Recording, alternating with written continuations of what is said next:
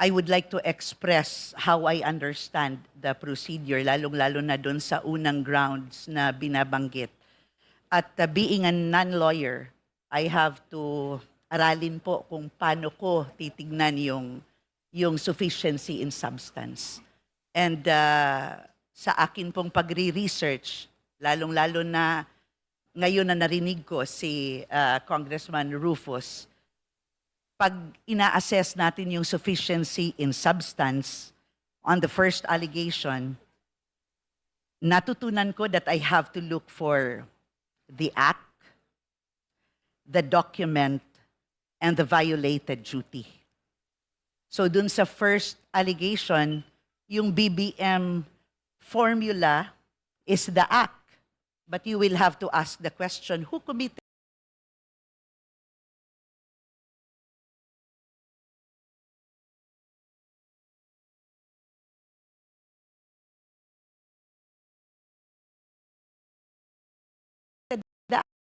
to support it?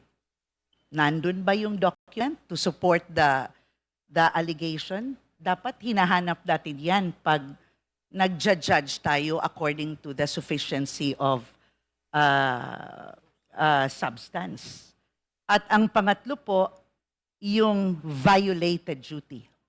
With the BBM formula and yung implementation has nothing to do with the office of the President or the President himself.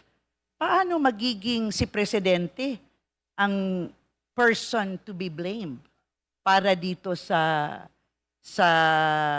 sinasabi natin na BBM formula?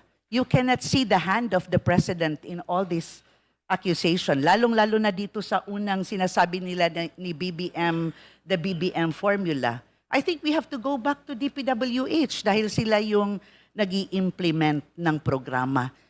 Pwede kasi na ang intensyon ng Presidente for giving the budget is very good. Pero yung nag-i-implement ang nagiging problematic. So saan yung kamay ng Presidente doon? Yun yung hanapin natin dapat. So yan lang po. That's my peace of mind, Madam Chair. Thank you po.